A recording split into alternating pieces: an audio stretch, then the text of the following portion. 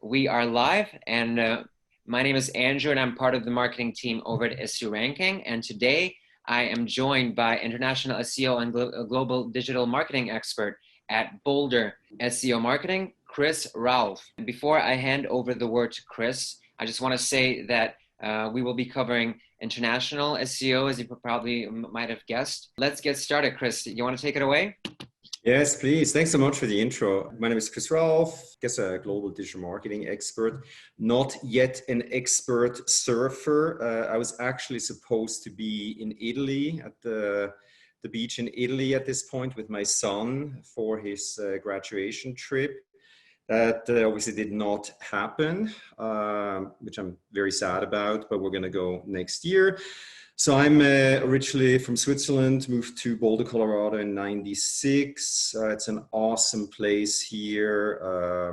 It's like little Switzerland here. We got the mountains. I do a lot of skiing, yoga, rock climbing, all that good stuff. I got about 2+ decades in digital marketing.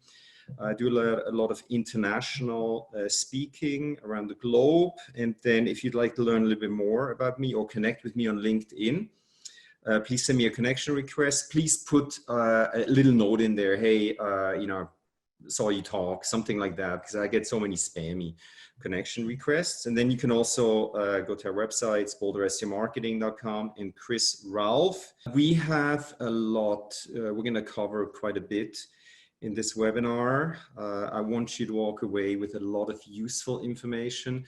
Obviously, we have a short amount of time together today, so it's impossible for me to teach you everything that I know, but you'll learn stuff that you can probably implement right away after this webinar. With that said, this is my sales pitch. We're actually launching a program called the Influential Brand Accelerator, where we realize because of the unfortunate coronavirus pandemic, a lot of businesses don't have the funds to work with us. So we're launching this program. It's an 8-week program where we're basically teaching everything that we know so that you can boost your influence online, get more people to find you organically, get more leads, sales, create a funnel that attracts the right people that want to buy your stuff, and then actually create content that actually works, that gets you found in Google. So we tested the program with a smaller site, immediately got about 200–300% increase in Google organic search traffic. If you're interested in participating in our beta program, it's limited to 10 people right now. Please submit your information through the form on our website, and I'll put that up again at the end. The program starts at the end of the month. Thank you for letting me pitch that program. All right, let's get into our presentation here. So why SEO? Why international SEO? All right. If we don't apply SEO, international SEO best practices, we're not going to help Google and other search engines understand who we are, what we do, and why we deserve their organic search traffic. If we don't do this stuff, somebody else will rank above us in the search engine results pages. All right. Andrew, where's the best place to hide a dead body? Yeah. Any guesses? I already know this one because I've done research, so I'm not going to give it away. Maybe somebody in the chat has an idea. It's on Google, but where specifically? Yeah, you can probably. Yeah. So basically, it's page number 2 on Google, right? About close to 75–80% of all clicks will go to the first 3 to 4 organic positions on Google. Because not too long ago, Google removed the ads from the right side and they slapped them on top, at the very top. So it pushed down the organic research results even further. So I think organic position, 5, 6, 7 are now below default. So most people will click on position 1, 2, 3. and maybe 4. So that's where you need to be. About 2 out of 10 people will click on the Google ads, the paid search results. But most clicks will go to the top 3 organic search results. So that's where we need to be, right? So why SEO? If you're not at the top, you're not going to get those clicks. SEO is pretty competitive. Look at it as if you were competing in the Tour de France, or you're trying to get to the Olympics. Only that many people will make it. Only one person will be at the top position, the second position, the third position on the podium on the Olympics. So it's that competitive, right? That's why we need to do SEO. Here's actually a real customer example. They came back to us after firing us. They thought we were too expensive. They hired a cheap offshore agency, completely destroyed their organic search traffic. We took over, I think, back there in January. And, it takes a little bit of time. As you can see, you're not going to see the hockey stick effect right away. It took us about 3 to 4 months to get things back on track. And we got them back to a position where they actually had to turn off their Google Ads campaigns, because it's a smaller e-commerce website. They simply didn't have the staff to fulfill all the orders. Awesome example, probably, a really good example. We can't guarantee that we can do this for everybody, but this is basically what's possible with a good SEO/international SEO strategy. Let's take a look at how other languages, are now on the internet besides English. Not too long ago, the internet was dominated by, English, right? Now we have billions of people, using languages such as Chinese, Spanish for Spain, Spanish for Latin America, etc. Arabic, Portuguese for European Portuguese, Brazilian Portuguese, etc., etc. So there are massive markets besides the English-speaking markets out there. So that's what we're going to talk about today. All right, and then also, so Google is dominating this game on a global scale. There are other search engines such as Baidu, Yandex, Naver, etc. in certain countries that if you go into these markets, you should probably also follow the guidelines provided by these search engines there. But overall, the information that I'm passing on today will apply to across the globe to all search engines. There are some nuances which unfortunately we do not have time in this short webinar today to get into. But yes, overall, if you stick to what I'm telling you today, you should be doing well. All right. Also, SEO changes all the time. There's about 2 or 3 minor updates every day where they tweak the algorithm. And then there's massive updates that can put businesses out of business if you deploy black hat strategies. So this is not a one-time thing. This is ongoing work that you have to do every day. A couple of recent, very important algorithm updates. One is called Eid. So if you do a search for, Google Eid algorithm update, you'll find a ton of information. Basically, they're going to reward people that have in-depth expertise, that are authoritative, that are trustworthy. Basically, what I'm doing here today with this webinar, there's a lot of information about this webinar on the web now. Google picks that up, right? So I'm getting additional SEO points for doing these webinars. This is what's working, what will continue to work. So if you have a chance to do a webinar, talk about your expertise, please do that. And of course, develop a blog post, a press release, etc., about what you're going to talk about. Then a very recent algorithm update, it's called Bert. stands for, well, you can read, I'm not going to read what's on the screen here, but basically Google's AI engine is getting more and more powerful at understanding context. So when you develop content, don't just write for the search engines. Make sure write for your target audience in your specific target markets and locales. And you still have to infuse SEO best practices, such as including the right keywords, which we're going to get to in a second. But basically, it's all about context. So the better your content, the better your SEO. And I do encourage you, find some information, read up about these recent algorithm updates. Then these are the rules that you have to adhere to. These are Google's Webmaster guidelines. Oftentimes, people think they can game the system. It's going to get you in trouble. Google will detect whatever you think may be working. If you have a bad feeling about what you do, just don't do it. Stick to Google Webmaster guidelines. Otherwise, your website may get delisted from their database. I have an example of a company that got penalized later on. So basically, quality guidelines, just stick to them. Make pages for users, not for search engines. Don't deceive your users. Avoid tricks. Here we go with the links. You're going to get a copy of the presentation. I highly recommend that you check out these guidelines. All right.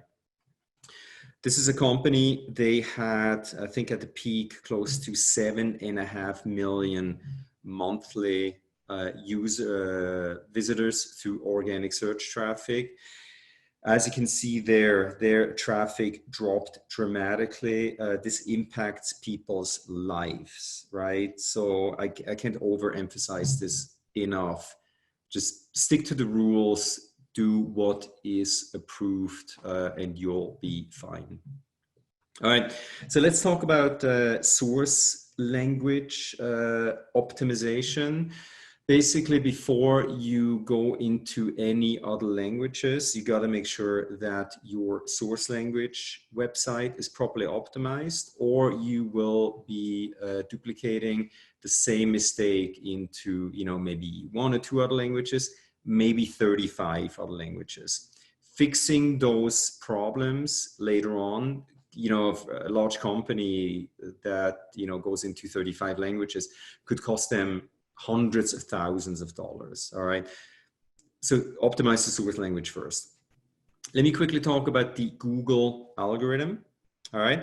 There's about 250 main ranking signals in the algorithm, potentially thousands of sub signals. You can place them onto one of those 5 pillars: technical optimization, on-page SEO, anything that we can do physically on the website, starting with keyword research, meta tags optimization, internal hyperlinking, content optimization, etc. Off-page SEO, anything that we can do outside of our own website to basically tell Google that we are the real deal. That includes, link earning best practices, still one of the most important ranking signals, other links linking back to your website. Then, love it or hate it, social media marketing needs to be part of your overall SEO strategy, because Google closely takes a look at the, who's tweeting about you, who's posting a LinkedIn post about you, etc.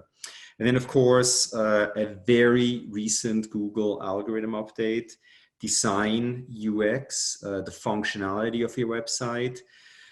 Just last week, last week, Google announced that this is now a very important ranking signal. So if your website sucks, now is the time to really invest in improving the functionality of your website, right? And then the foundation is content marketing, storytelling, creating the best possible content in whatever language you're going to go into. Here in the US, we got something that's called the credit score. It's basically the better you address all of these ranking signals, Google will assign a digital credit score based on all these ranking signals. I just refinanced a house last week. I'm Swiss, I'm very financially responsible. It's like ingrained in a Swiss person mind. So you're looking at my credit score. I got a killer interest rate. It lowered my monthly payment dramatically. This is exactly how it works with digital marketing. The more responsible you are with these things, the better you address these ranking signals, the easier it is for you to rank higher on a long-term basis. All right, I hope that makes sense. And then just to show an example here for the keyword International SEO training, I'm competing against, I guess, about 75 million other things that are indexed in Google's database. As you can see there, I got the Chris Raulf website to rank #1 and the Boulder SEO marketing website to rank at #2 before, well-known websites such as Udemy, Moz, etc. So I really want to encourage everybody on this call, on this webinar today, even if you're a micro company, by implementing these strategies that we're going to talk about today, you can beat anybody. You can get to those top spots. So I hope it's a word of encouragement and that gets you motivated to really take this serious. Let's talk about keywords, and I'm going to pay attention to time here. Before you pick your keywords, you got to understand there are short tail keywords, long tail keywords. A short tail keyword is, for example, a keyword of 2 or 1 keywords strung together. Denver SEO, high search volume, has like a lower search intent, way more competitive.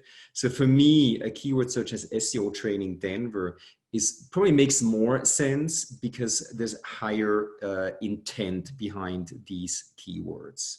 All right. So don't just go for the shiny object that has, thousands of people searching for the keyword on a monthly basis. Maybe a keyword that has less search volume is a better fit for your website. What you're looking at here is SE ranking. I love their keyword suggestion tool.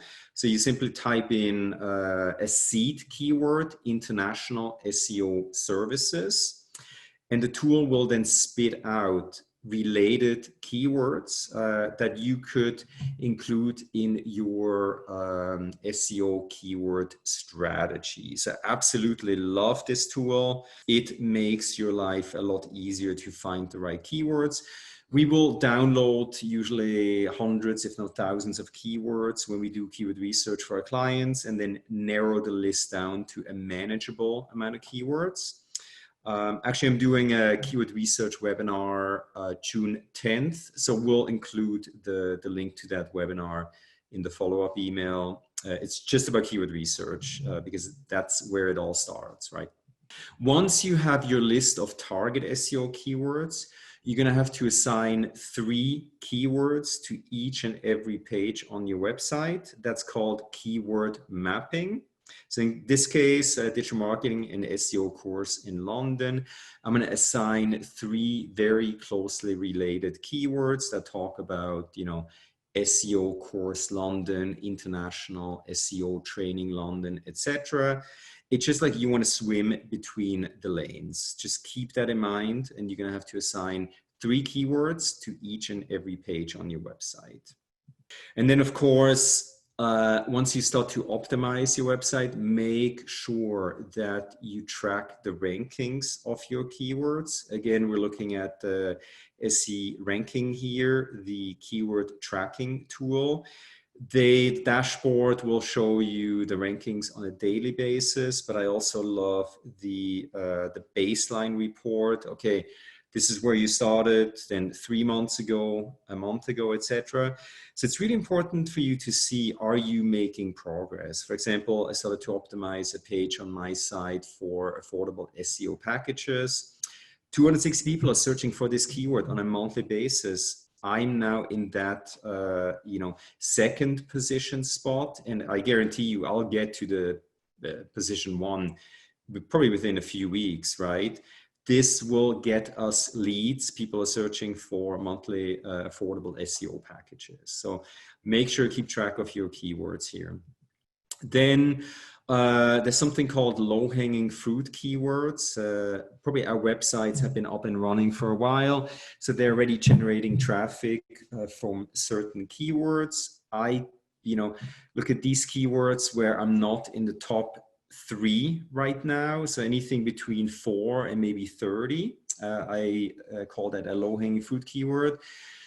There has to be appropriate search volume. It actually makes sense for your business to make it a target SEO keyword. Again, we're looking at SE ranking here. Simply, you can plug in your website and it'll show you a list of keywords that your website is ranking for. As you can see there at the bottom, SEO packages for small business.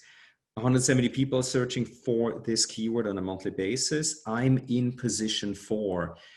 If I optimize for this keyword, I can easily get into position 1. So this is a great low-hanging fruit keyword. So you don't have to always reinvent the wheel. There's amazing opportunities that you can take advantage of right away.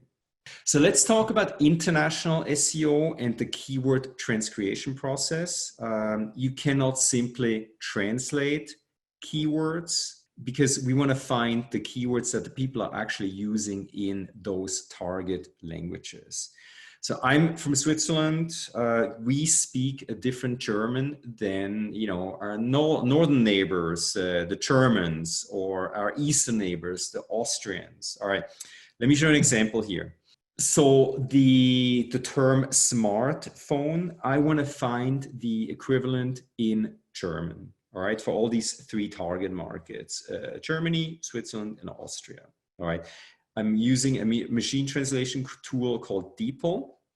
This tool is telling me that, hey, people in Germany, they also use the keyword smartphone. However, alternatively, you may also want to think about handy and mobile telephone.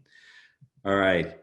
So I went over to SE ranking, or actually in this case, the Google's keyword planner, and I looked at these 3 markets, Germany, Switzerland, and Austria. How many people are searching for what keywords and how many, what's the transcreated term? As you can see there, in Germany, people are searching for handy and smartphone. By the way, when I moved to the US, I went into the store and I asked, I wanted to buy a handy. Nobody had an idea what I was looking for, right?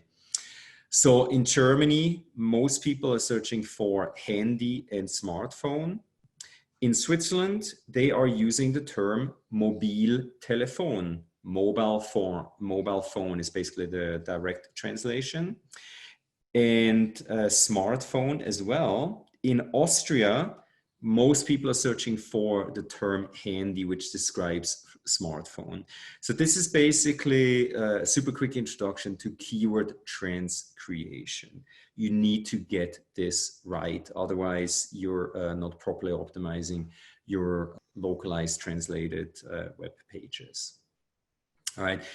And then again, a plug for SE ranking. You can do keyword research in so many languages. In this case here, I'm looking at Suchmaschinenoptimierung Agentur, basically SEO agency.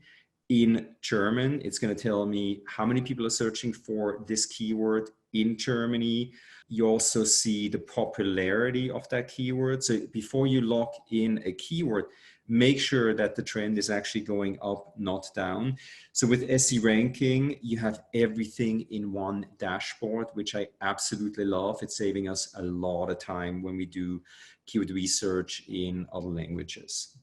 So let's take a step back here. Before you dive into other languages, do your research. Maybe there is a low-hanging fruit market where you don't even have to, go into the hassle of actually translating the website. For example, this client of ours, the main market obviously is the US, but we saw that people from the UK are also buying their stuff. So, hey, why not simply do an international SEO strategy for UK English? All right. So before you dive into another language, think about your low-hanging fruit markets.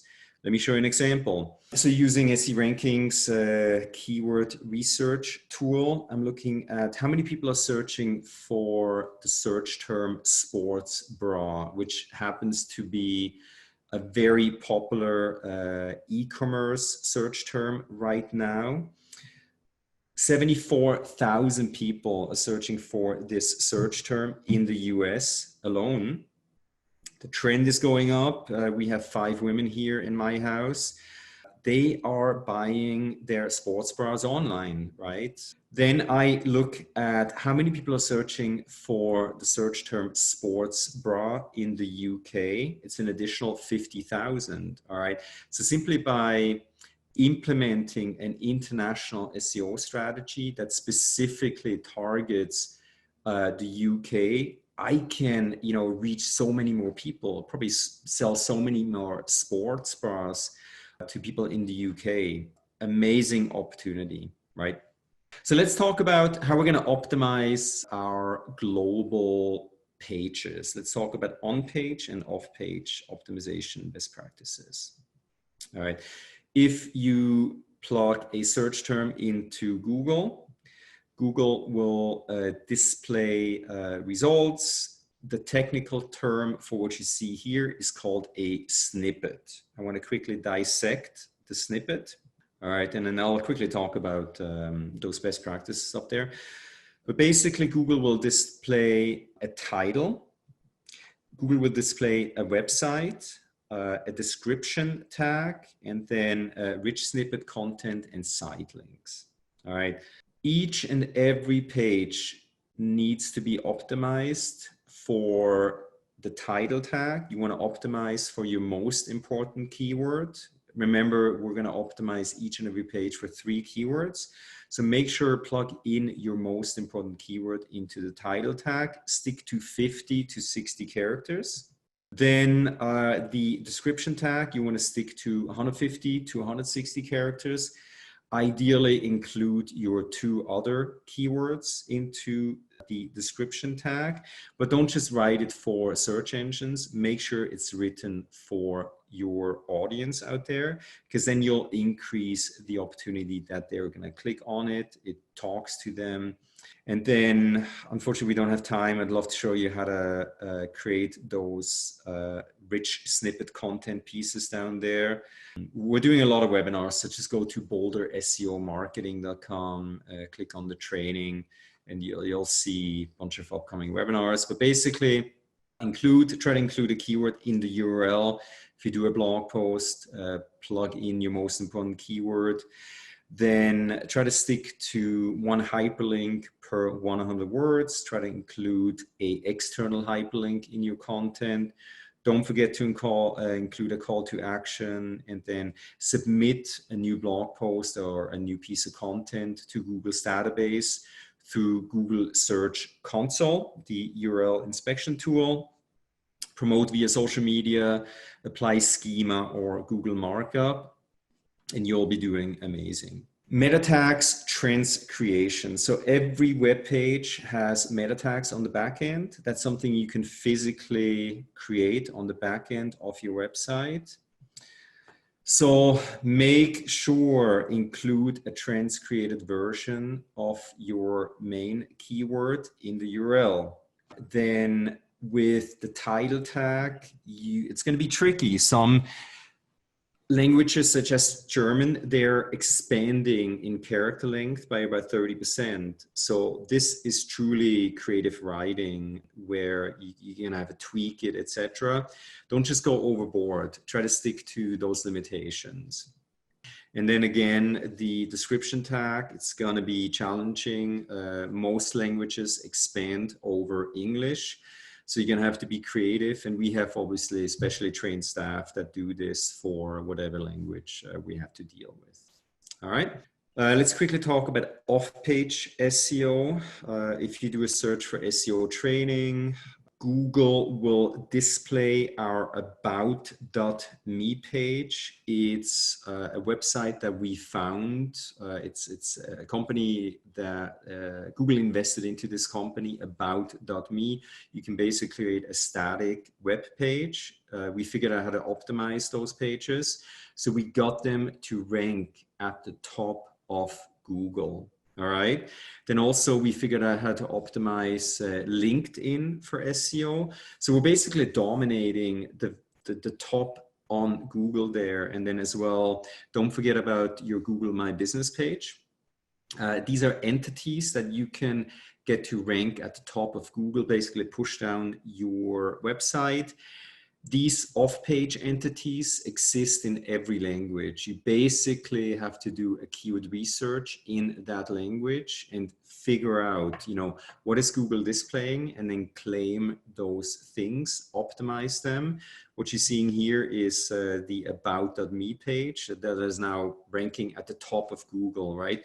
We're pushing a competition down. I don't want my competition to get these clicks. I want people sign up for our trainings. All right, how are we doing on time? All right, let me quickly do an introduction here to international technical optimization best practices. If you dive into other markets, you're gonna have to think about, are you gonna claim country code top level domains, basically your website .de, .fr for those specific countries. The best for SEO, but also the most expensive and complex way to manage your international pages. You can do specific subdomains, DE, yourdomain.com. It's easier to set up, easier to manage, but probably the easiest way to launch your international SEO strategy is to do country and language specific subdirectories. mywebsite.com/DE-DE, German for Germany, etc. Definitely the easiest way to manage a multilingual website and your international SEO project. One thing that I'm not going to go in depth because we're running out of time here, but there's something called the hreflang tag. Make sure if you localize content on your website, you got to implement the hreflang tag. There we go. You have information. You'll get the slides. Make sure read up on that or shoot me an email. Happy to talk to you about that. Then don't mix and match languages on a page. Every page needs to have its own language. All right. Never, ever do that. You're going to confuse the heck out of Google. Then here's a nice little overview of best practices that, I trust you can read. You're going to get those slides. But that's basically a nice summary of things that you should stick to when you launch your international SEO campaign. And with that being said, I think we're right on time to answer some questions. Again, if you're interested in joining our program, not everybody will qualify. You're going to have to apply. Please submit your information through this website. Here's again my information. And if you wondered what I did during the coronavirus pandemic, we got a bunch of kids here in the house. Every night for 6 weeks, we had a theme, as you can see here. We post in the Breakfast Club post, and then whoever picked the theme, they also got to cook. So we actually had a lot of fun. Luckily, nobody in our family or friends got seriously sick or injured or died. So we actually, we made the best of the situation. Love to hear what you guys did, and if there are any questions. Thanks a lot. Thanks a lot. I really enjoyed that, and we actually have a question about the very last thing that you mentioned about going about picking either for in a subdomain, country code, top level domain, or a subdirectory. So the question is, which one is better for SEO? Because you said the top level domains are the best ones, but maybe you could elaborate why it is the best option for SEO. Yeah. You know, it's very easy. If you have top level domains, I mean, you can host them in country. So you basically have a massive advantage because Google knows the website is hosted in that country. It treats it as a local website. You know, if you go with subfolders, the website is most likely hosted, you know, for me in the US, right? If I want to tackle the German market, I have to make sure that Google knows that I'm the real deal, that I deserve, you know, to rank higher than a website that's hosted in Germany. I hope that makes sense. But definitely, you know, I mean, you look at Google, they have top level domain sites. Big companies, they use that strategy because they have the resources to do so. It comes down to, do you have the resources, time, money to deal with that? If not, I do recommend just go with subfolders. Yeah. Thanks. I have a question from Angela. It's a two-part question. Would an Arabic speaker who wants to learn English in the UK search in English or in Arabic? And the second part of the question is my English SEO. In her English SEO, she has terms like study abroad or learn English. But how would we know what an Arabic speaker searches for, as an example? Yeah, so I think it comes down to your target audience, right? There are people, they currently don't speak English, right? Those people will probably search in Arabic, all right? So if you are a English school in the UK and you want to target those people that will do a search in Arabic, put up, you know, even 2-3 pages that specifically target them. So you're going to have to do the keyword research in Arabic. Again, a tool like SE ranking, you can easily do that. All right. So in your case, I would definitely have content for both those audiences, probably people that are not fluent or like don't have a good command of English yet. And then people that have a better command of English, they will probably search in English. Again, you can do your research using a tool such as SE ranking. You see exactly how many people are searching for those search terms. And then, sorry, what was the second part of the question? The second part of the question was the specific terms that Angela uses, and she says she uses targets terms like study abroad and learn English, but she has no idea what that person would look for. Yeah, I mean, very easy, you know, use a tool like SE ranking to actually figure out how people are searching for what you have to offer. So don't just guess. I mean, we have amazing tools like, you know, you guys, SE ranking, you know exactly how people are searching in what location for what search term. So again, I'm doing this webinar on June 10th. Just go to boulderseomarketing.com. We'll have a little bit more time to specifically talk about keyword research, but don't guess, know how people are searching in what country for what search terms. And by the way, I'm the guy on the very right here.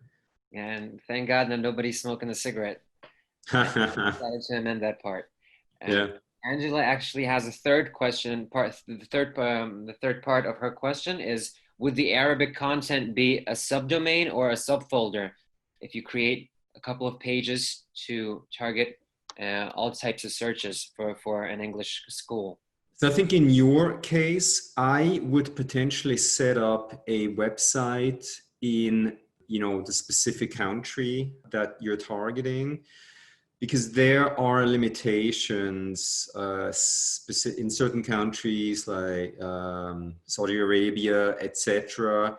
They will block certain websites where they don't want their people to go to. So if you can set up a website in Saudi Arabia, etc., you will probably do better, right? Yeah, I think the Yeah. question is, for example, an Arabic person moved to the UK and they are already using it from the UK, so Google knows where they're located. So does it still make sense to set up a website in a different country completely, or can you do something from the United Kingdom to No, I target? mean, if you're, oh, sorry, if they're already in the UK, I would do a subfolder. Subfolder, absolutely. Yeah, add it onto your existing website because then Google knows this is content hosted in the UK for Arabic speaking people, you know, searching from the UK. Yeah, that's what I would do. Okay, great, thanks. Then we have another question. how to enter several markets, for example, Spain, Mexico, Venezuela, with one language version of this site, which is Spanish in this case. Do I need to create new versions of the website for other countries, or how will Google understand that it is necessary to rank my site in these locations? Oh man, awesome question. Whew. Let me take a stab at this one. Okay, so you can go with global Spanish, right? That's probably what I would rate. I mean, I know little, I know nothing about your companies. I don't know about your funding, et cetera, et cetera. But I would, if you're a smaller company with limited resources and funding, I would go with global Spanish. And then, you know, there's technical things that we can do on the back end to tell Google, look, it's a global Spanish website content, but we're targeting these markets. I definitely recommend that you set up Google My Business listings in those countries. That's what we do. Simply to reiterate to Google that, look, the Spanish content on these websites is associated with this country, and we do have a business listing in this country. Even if you don't have a physical location, there are ways to set up these business listings, and then you can add the link in your Google My Business listing from that specific country. So I hope that makes sense, but that's basically how I would approach this project. We have another follow-up question from Angela. She says, thanks, and that she's targeting all Arabic speakers. So she looked at top-level domains, but it was really expensive. So it relates to the question of that was asked. So is there another option, or maybe it's the only way to go to look at top-level domains to target all Arabic speakers in the UK? That was the example that we discussed. Yeah, no, I mean, no, you know, it comes down to money, resources, time. If you have all of these three things, go with the top level domain. If you don't, you know, do the second best, right?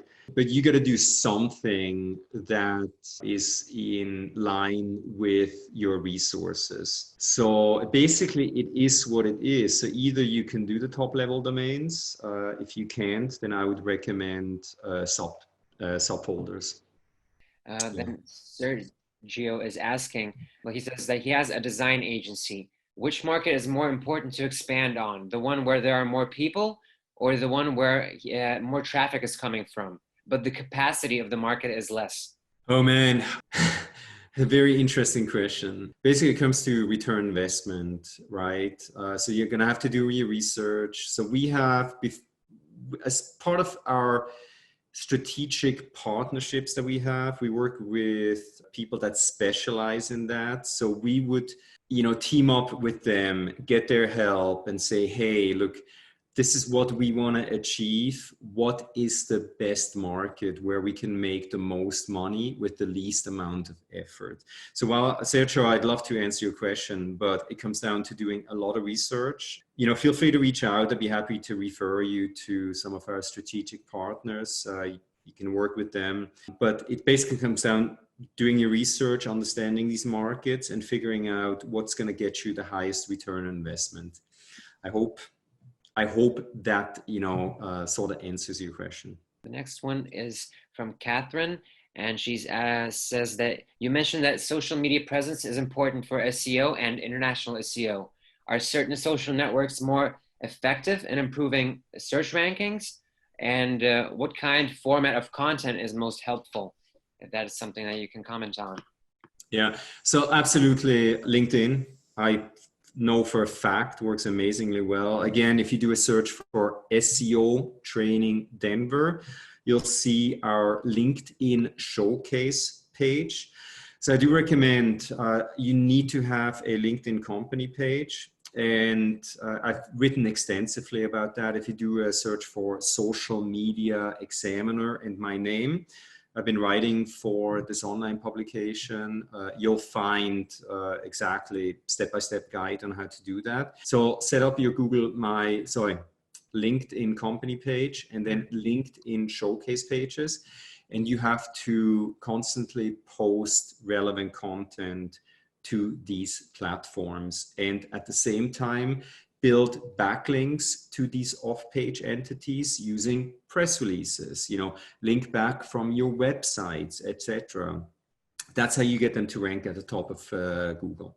Alexander's asking, do I have to build up language-specific backlinks for a good ranking in all target languages? Absolutely. Yeah, Google wants to see relevant, high quality, local backlinks. You can get certain results with non-local backlinks, but absolutely, if you're targeting French speakers in France, you're gonna need to build backlinks from French websites. So to answer your question, yes. And that's what we do, on international SEO projects. Man, that is the tricky part. We have to find influencers. We have to find people where, we can get them to link back to our clients' websites in a meaningful way. So it's a lot of work. But man, it pays off very handsomely. Then Ulrike, I'm hoping I'm pronouncing that correctly, but you're probably German. Maybe you know the proper name of saying this, because the question is related to Germany. What can I do if my page is not .com and I don't want to go for a top level domain? Would it look not unreliable if the main page is de.domain.com or domain.com/de instead of domain.de? Okay, Ulrike, hello. Gruß aus Boulder.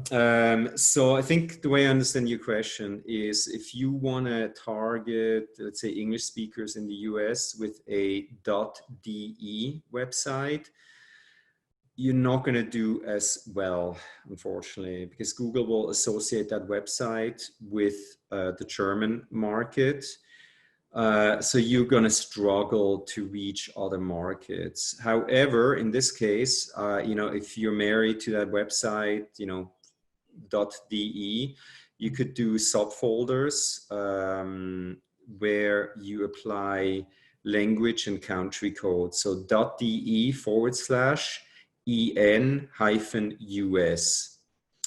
That's how I would tackle this project, because then you clearly indicate to Google that the content in those subfolders is for those people. And you also need to include the hreflang tags on the back end. I hope that makes sense.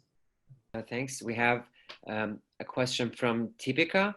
And the question is, if you copy your website to publish on another top level domain, is Google not going to see this as a bad practice? Do you have to rewrite every page? For example, the site is on a .nl domain, so the Netherlands, but I also purchased the .be domain. Both of them are in Dutch, but they're just basically copied text. So again, it's on the back end, you're going to have to apply these tags to basically tell Google, look, this is my website, the top level, for Holland, and then this is the top level for Belgium. So it comes down to technical SEO best practices, applying those tags on the back end. Yeah. Ideally, if you can alter the content a little bit, it'll be better, but otherwise just go with these tags on the back end of your website. Helen is asking, can I use a JPEG an image with multilingual context to avoid multilingual text in the same web page?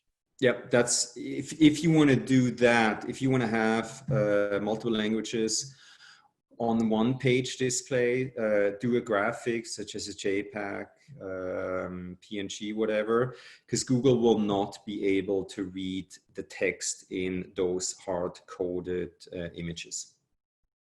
Absolutely. That's actually a great point. I love that. Okay, so maybe that's our winner for the best question, but we'll see. Man, all the questions are great. I love it. Yeah, so it's going to be a tough choice. Each semantic field, should each semantic field be tested independently in each language in parallel with the translation? This is a question from Valerie. Oh, man. Yeah, we do a lot of testing. We test everything. So my recommendation, if you have the time, resources to do so, absolutely. I'm a control freak. I try to test everything because everything matters. Even the smallest thing could have the biggest impact. So to answer your question, yeah. Okay, thanks. That's what we do for our clients, at least. Then we have a question about keyword usage.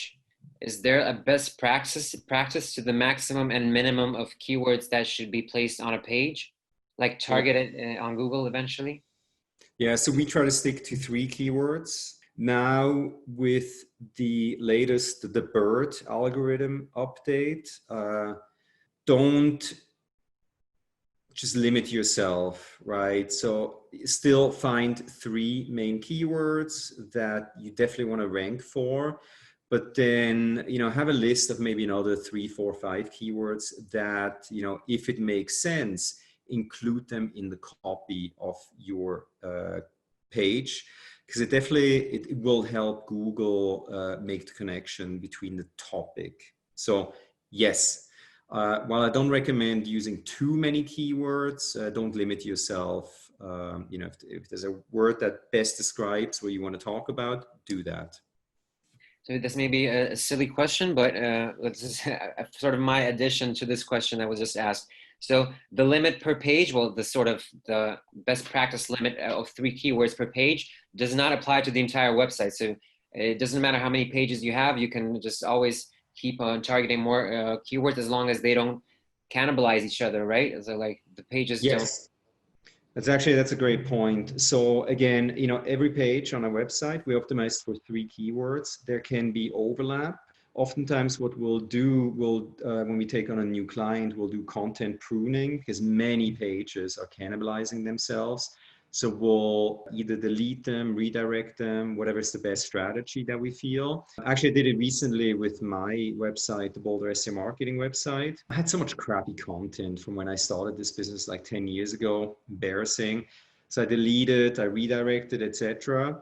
My organic search traffic dropped by about 30%, but lead generation increased by about 30% as well, simply because I stopped confusing the heck out of Google. So oftentimes less is more. So more high quality traffic with high intent, man, that's the golden nugget.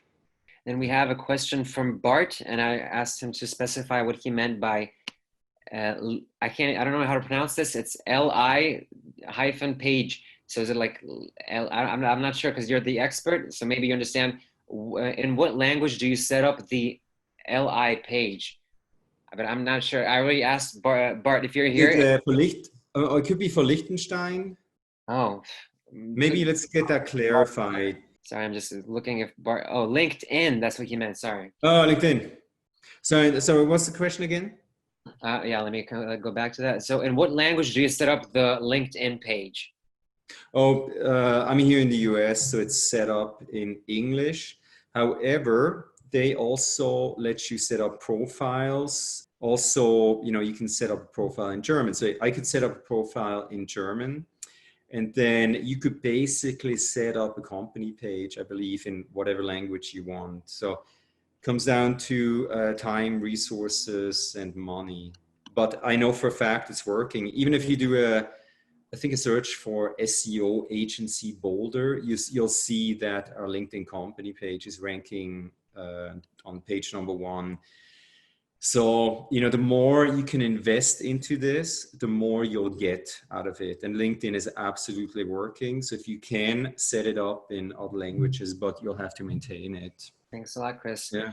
And I specifically left this question for the very end because it's almost, again, the top of the hour. And because we only have one question left.